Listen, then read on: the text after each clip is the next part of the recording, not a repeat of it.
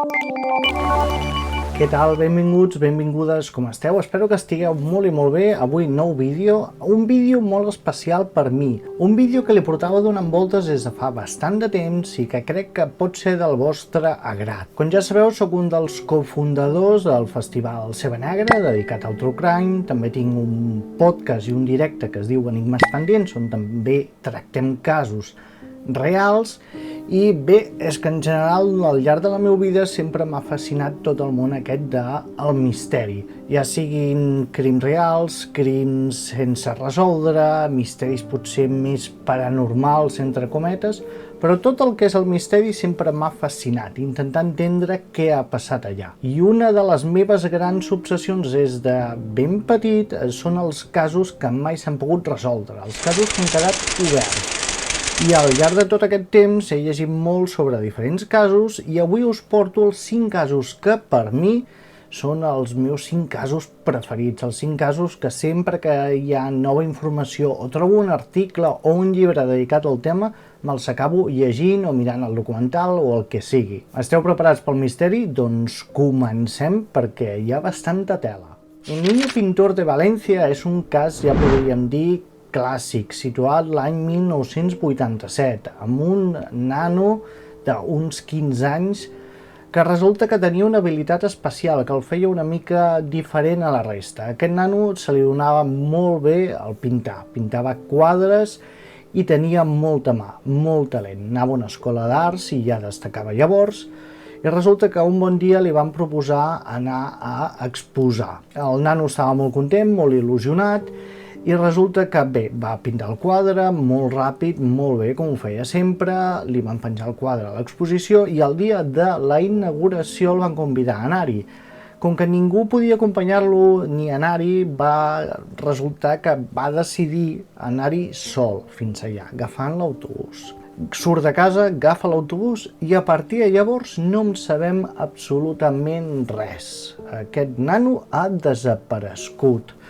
Sí que hi ha veïns que diuen que el van veure sortir, però bé, no sabem si va arribar allà, no va arribar, si es va trobar algú pel camí, el van segrestar, perquè no hi ha hagut ni cap carta, ni cap tipus de xantatge, ni demanar un rescat, res, absolutament res, com si s'hagués fos. El cas s'ha portat de cap a la policia durant anys. Encara ara és una investigació que està oberta perquè no s'estan trobant noves pistes. Sí, però que diferents persones han intentat investigar a veure què va passar exactament, ni que sigui per saber el motiu de la seva desaparició. Si és això, el van segrestar o va ser ell que va decidir escapar-se de casa pel motiu que fos.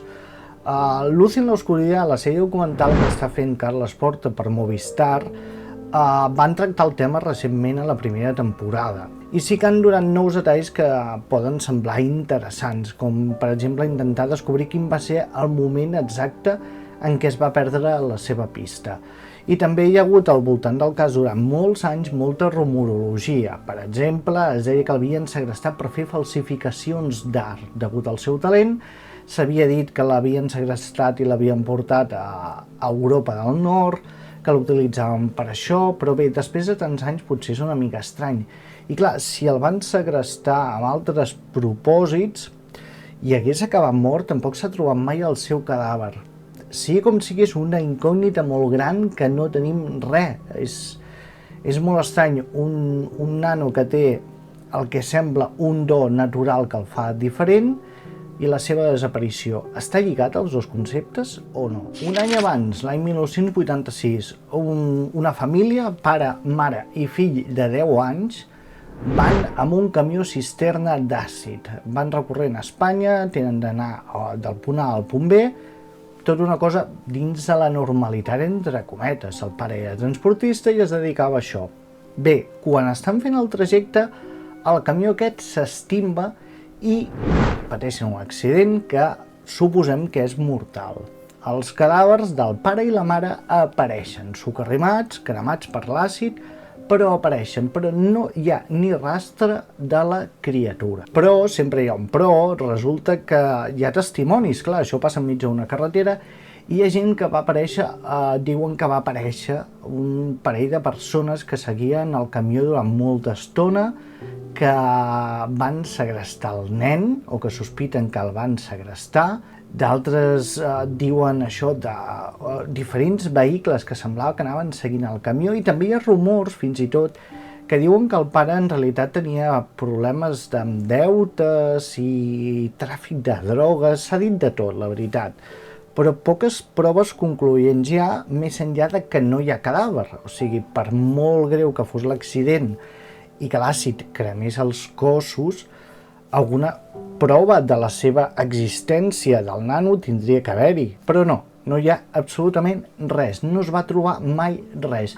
I a partir d'aquí les possibles teories de la conspiració van per totes bandes sense que cap acabi d'afinar i descobrir-nos realment què va passar en aquell cas. Un altre cas amb un nen desaparegut, també mitjans dels anys 80, a Espanya. Com a mínim, curiós. El cas Macastre és un cas d'aquells que si t'hi fiques, si comences a llegir sobre el cas, a investigar, entre cometes, t'acabes, no sé si dir que penedint, però sí que et sembla tot molt estrany. Crec que d'aquest cas ja n'he parlat en anteriors ocasions, perquè és un d'aquells casos que és recurrent al meu cap, que cada cert temps em ve al cap, busco informació, escolto podcast, tot el que puc investigo sobre aquest cas. Que no és investigar, és simplement mirar si ha sortit nova informació i aprendre una mica més del cas. Aquí tenim 3 nanos joves, finals dels 80, al 89, també a València, i que resulta que fan com una espècie d'escapada de cap de setmana. Es veu que de tant en tant es trobaven i anaven a una caseta enmig del bosc i passaven la nit allà i a saber el que feien. Bé, doncs els cossos van començar a aparèixer morts, però amb un ordre que no tenia gaire sentit i amb unes proves que se li fan fer forènsiques que no tenia res absolutament sentit. Mans tallades, morts molt estranyes, que no t'encaixa res amb el que seria una mort, podria ser accidental. Deien que s'havien intoxicat, per exemple, amb una espècie d'escalfador, de radiador, que tenia una fuita i van morir embenzimats, però perquè el cadàver un apareix aquí, l'altre allà, i l'altre apareix al cap d'uns dies, perquè la mà tallada d'un d'aquests nanos apareix en un contenidor. És tot molt estrany, molt estrany. A més, hi ha gent que diu que ho connecta amb altres casos, com Alcàsser. Ja us dic, com més aprens sobre el cas, més confós acabes quedant. També els nanos diuen que no eren gaire aigua clara, que consumien drogues, un d'ells estava en un reformatori i només el deixaven escapar els caps de setmana. Ja veieu, tot és molt estrany, molt complicat. A més, és això, València, anys 80, no sé per què, s'acumulen casos d'aquests que són molt estranys, molt particulars, que no acabes de trobar-hi el sentit. I aquest potser seria la màxima expressió de tot plegat. El més conegut potser és Alcàsser, però Alcàsser, dins de lo estrany i confós que és, pots intentar entreveure com va passar tot plegat, encara que no sàpigues qui és el responsable final, però en aquest cas sí que no en tens ni idea. Saltem a Austràlia, any 1948, l'home de Somerton. Somerton és una població a la platja. Un bon dia es troben un cadàver d'una persona morta allà. I porta un paper, una nota, dins de la butxaca que diu exactament Tamam Shud. A partir d'aquí, res. No saben qui és, no saben d'on t'ha sortit, investiguen i no aconsegueixen treure'n l'aigua clara d'absolutament res. Només aquesta nota que no saben què significa. A partir d'aquí es van disparar tot tipus de teories de la conspiració, altra vegada, que si era un espia, que si era un suïcidi, era un crim rebuscat. Encara ara no se'n sap res, tot i que s'han fet investigacions ja més recentment sobre el seu ADN d'aquesta persona, però ningú l'ha sapigut identificar. D'on te surt? Qui és? Quin era el seu objectiu a la vida? De què vivia? No en sabem absolutament res i aquest cas va passant dècades amb menys possibilitats de descobrir què va passar realment i encara no tenim nova informació que puguem treure una mica un sentit a tot plegat. És un cas superestrany. Los Galindos és un altre cas d'aquells també bastant complicat. Los Galindos era una finca on vivia una família de bé i que un dia apareixen tots els 5 de la família morts brutalment. Però el més curiós de tot és que sembla que no és un robatori, no sembla una venjança, no se sap exactament què és. El que més crida l'atenció és que totes les portes estaven tancades, tot semblava ben bé que no hagués entrat ningú, però aquestes persones estan mortes. Què va passar? No ho sabem. S'ha parlat molt sobre el tema, sobre què hauria passat, què no hauria passat, hi ha documentals al respecte, hi ha assajos al respecte, però encara ara seguim amb la mateixa pregunta. Què va passar amb los Galindos? Qui va matar aquella família? Per què? I com va fer-ho per entrar i sortir sense deixar cap rastre?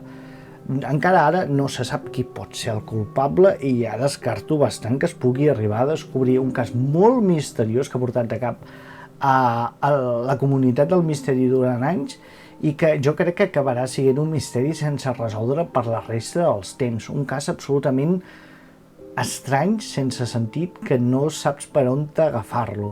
I també al seu voltant hi ha 1000 teories, a quina més descabellada. Com ja veieu, us he portat 5 casos realment molt misteriosos, on no hi ha una explicació lògica, plausible, simple, sinó que tot sembla molt rebuscat.